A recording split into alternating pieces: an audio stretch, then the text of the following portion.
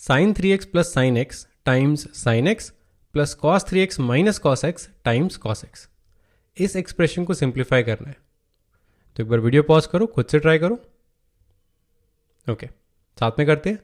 तो ऐसे क्वेश्चंस में स्ट्रैटेजी जो है वो लगती है to consolidate as many terms as possible. हम बहुत सारे आइडेंटिटीज जानते हैं और काफ़ी सारी यहाँ लग भी रही हैं, बट अगर आइडेंटिटीज लगाने से हमारी टर्म्स एक्सपैंड हो रही हैं, एक्सप्लोड हो रही हैं, बढ़ रही हैं, तो हम गलत डायरेक्शन में जा रहे हैं। और अगर वो कम हो रही हैं, कंसोलिडेट हो रही हैं, तो यूजुअली हम सही डायरेक्शन में जा रहे हैं। अब जैसे यहाँ पर देख लेते हैं, साइन 3x और कॉस 3x की डायरेक्ट आइडेंटिटीज लग सकती हैं, ट्रिपल एंगल आइडेंटिटीज लग सकती हैं। यहाँ पर हम एडिशन भी कर सकते हैं, साइन ए प्लस साइन बी, सब्ट्रैक्शन कर सकते हैं, cos a minus cos B, काफ़ी कुछ कर सकते हैं। तो बहुत सारे मेथड्स हो सकते हैं सॉल्व करने के। चलो इसे शुरू करते हैं करना। पहले इसको मल्टीप्लाई करें तो ये है sine 3x sine x plus sine square x plus cos 3x cos x minus cos square x. अब यहाँ पर चार टर्म्स हैं जिसमें से दो एक जैसी दिख रही हैं, पहली और तीसरी, और दो एक जैसी दिख रही है, sign square x minus cos square x. तो इनको अलग अलग करते हैं, फर्स्ट और थर्ड टर्म को ग्रुप करते हैं और सेकंड और फोर्थ को ग्रुप करते हैं। यहाँ पर लिखा है sign a sine b plus cos a cos B, तो यहाँ एक आइडेंटिटी लग रही है। और यहाँ पर है cos square x minus sine square x, इसका नेगेटिव है, यहाँ पर भी एक आइडेंटिटी लग रही है। तो अगर याद करने की कोशिश करें, sine a sine b plus cos a cos b ये होता है cos of a minus b, और cos square a minus sine square a ये होता है कॉस 2a। तो ये वाली यहाँ लग जाएगी और ये वाली यहाँ लग जाएगी। ये दोनों टर्म्स बन जाएंगी cos of 3x minus x यानी कि कॉस ऑफ 2x, और ये बन जाएगा cos square x minus sine square x, ये भी कॉस ऑफ 2x है, बट क्योंकि इसका उल्टा है तो नेगेटिव साइन के साथ आएगा। तो इन दोनों टर्म्स को मिलाएंगे तो बनेगा कॉस 2x, और इन दोनों को मिलाएंगे तो आएगा माइनस कॉस 2x। तो cos 2x minus cos 2x ये हो गया 0, यानी कि ये जो चीज़ है x की किसी भी वैल्यू पे आंसर हमेशा 0 ही देगी। एक और प्रॉब्लम करते हैं, cos x plus cos y का square plus sine x minus sine y का square divided by cos square x plus y by 2। एक बार वीडियो पॉज करो, इसे खुद से ट्राई करो। ओके, तो ऊपर वाली जो चीज़ है उसको, जो स्क्वायर है उसको खोलते हैं, एक्सपेंडिंग द न्यूमरेटर, हमें मिलेगा cos square x plus cos square y plus 2 cos x cos y plus sine square x plus sine square y minus 2 sine x sine y. अब एक सेकंड के लिए लगेगा कि हम गलत डायरेक्शन में जा रहे हैं, कितनी सारी टर्म्स हो गई, बट अगर ध्यान से देखो तो cos square x plus sine square x ये तो 1 बनाएगा, cos square y plus sine square y ये भी 1 बनाएगा। तो टर्म्स कुछ खास बड़ी नहीं है, एकदम से बढ़ के वापस कम भी हो गई है। और अगर ध्यान से देखो तो यहाँ 2 कॉमन लेते हैं, जो बची हुई टर्म्स है वो है cos x cos y minus sine x sine y, ये भी एक आइडेंटिटी है, ये भी यहाँ लग जाएगी। तो चलो लगाते हैं, ये हो गया cos a cos b minus sine a sine b, यह है cos of a plus B.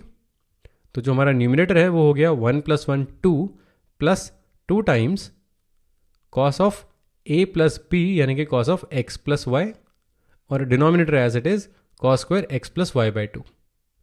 अब क्या करें, न्यूमिनेटर डिनोमिनेटर को और कैसे सिंप्लीफाई करें।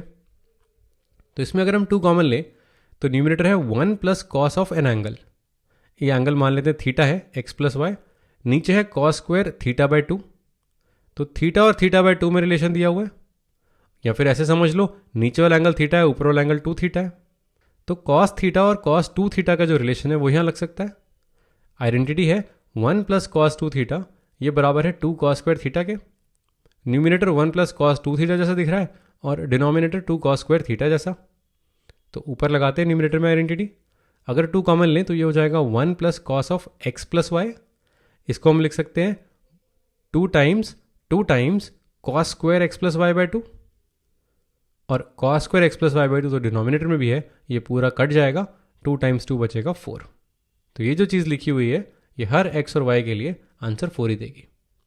एक क्लास सवाल बनाते हैं, find the value of 2 cos pi by 13 cos 9 pi by 13 plus cos 3 pi by 13 plus cos 5 pi by 13। अब यहाँ पर 3 टर्म्स हैं, ये पहली, ये दूसरी और ये तीसरी। एक बार वीडियो पॉज करो, खुद से ट्राई करो इसे। ओके, साथ में करते हैं। तो वही स्ट्रैटेजी है to consolidate as many terms as possible. पहली टर्म थोड़ी अलग दिख रही है, दूसरी और तीसरी सिमिलर दिख रही है, इसमें 2 कॉस है, यहाँ पर एक कॉस है। तो पहला स्टेप ये करते हैं कि दूसरी और तीसरी टर्म को ऐड करने की कोशिश करते हैं। cos 3 pi by 13 plus cos 5 pi by 13, इसको देखते हैं। अब यहाँ पर आइडेंटिटी लगा सकते हैं cos a plus cos b। Cos a plus cos b होता है 2 cos a plus b by 2 cos of a minus b by 2। यहाँ पर a है 3π/13 और b है 5π/13, तो ये हो जाएगा cos a plus cos b यानी कि 2 cos a plus b by 2 cos a minus b by 2। a है 3π/13, b है 5π/13, तो इनको सिंप्लीफाई करते हैं। 3 + 5 हो गया 8, 8/2 हो गया 4, तो यहाँ पर आ जाएगा कॉस ऑफ 4π/13 और ये है 3 - 5 यानी कि -2 डिवाइडेड बाई 2 यानी कि -1, तो यहाँ पर आ जाएगा कॉस ऑफ -π/13। तो ये दोनों ऐड करके ये बनाते हैं। अब यहाँ पर कॉस ऑफ -π/13 को हम लिख सकते हैं cos of π/13 because cos of -θ cos of theta ही होता है, तो इन दोनों को ऐड करके हमें ये मिल गया। अब इसको कंपेयर करते हैं फर्स्ट टर्म से। अब दोनों सेम दिख रही हैं। इसमें क्या क्या कॉमन है? 2 कॉमन है और कॉस ऑफ π/13 कॉमन है, तो इन दोनों को ऐड कर सकते हैं। 2 cos π/13 कॉमन लिया, ये आ गया cos 9π/13 प्लस कॉस ऑफ 4π/13। अब ब्रैकेट के अंदर 2 cos हैं, फिर से cos a प्लस कॉस भी लगा सकते हैं। ये हो जाएगा 2 cos π/13 times 2 cos a plus b by 2 cos a minus b by 2, तो उन दोनों को ऐड करते हैं। 9 + 4 हो गया 13, 13 2 से डिविजिबल नहीं है तो इसको ऐसे लिख लेते हैं।